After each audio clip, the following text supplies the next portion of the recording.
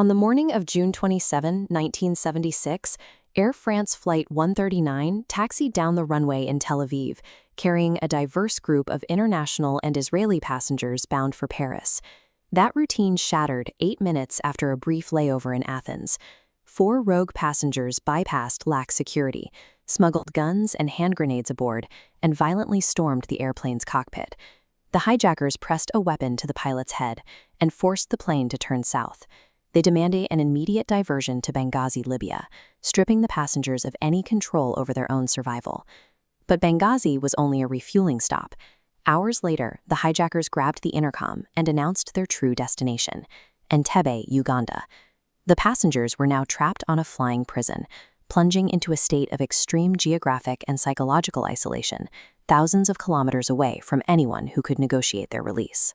When the tires finally hit the tarmac in Central Africa, the hostages looked out the windows to find their aircraft surrounded by heavily armed Ugandan military. Uganda was firmly in the grip of Idi Amin. He was a brutal, unpredictable dictator who openly severed ties with Israel and embraced its enemies. The Ugandan forces did not offer rescue. Instead, they marched hostages under heavy guard into a decaying, disused old terminal building at the airport's edge. The heavy metal doors locked behind them. Surrounded by a hostile army and hidden inside a crumbling structure, the passengers were sealed inside an absolute information vacuum. They had no way of knowing what the outside world was doing, or if anyone was coming to save them. Inside the terminal, the hijackers began collecting passports.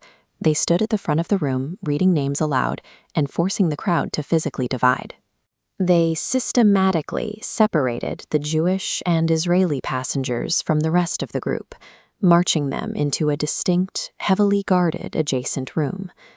With the groups divided, the terrorists issued their terms.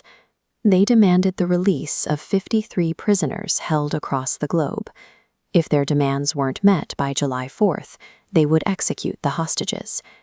To prove they were serious, the hijackers gathered the non-Israeli passengers, loaded them onto outbound planes, and sent them safely home to Paris. For the remaining hostages, watching those planes take off was a devastating psychological blow. Their numbers were cut drastically, and to those left behind, it felt like a confirmed death sentence. But the hijackers had made a massive tactical error.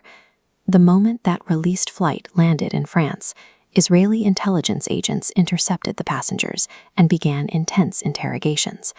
The hostages carried a wealth of exact eyewitness data out of the vacuum.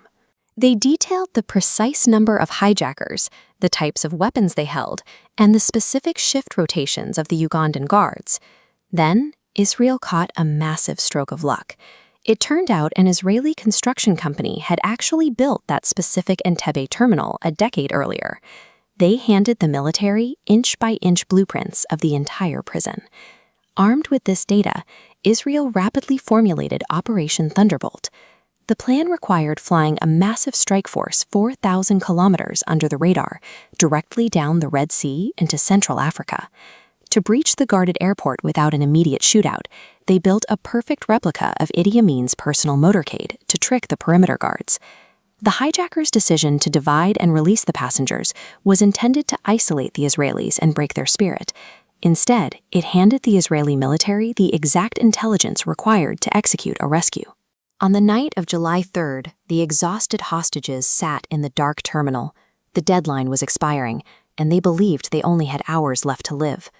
Thousands of feet above them, 4 massive Israeli C-130 Hercules transport planes descended in pitch darkness.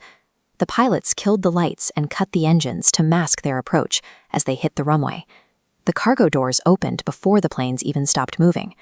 The strike force drove their decoy black Mercedes straight onto the tarmac, matching the exact 40-kilometer-per-hour speed of Idi Amin's usual arrival.